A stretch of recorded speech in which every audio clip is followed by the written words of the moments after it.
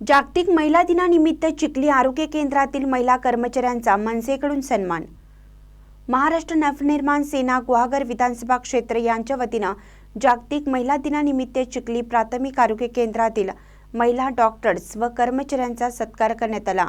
मनसे गुहागर तालुका संपर्क अध्यक्ष प्रमोद गांधी यांच्या मार्गदर्शनाखाली हा कार्यक्रम पार पडला।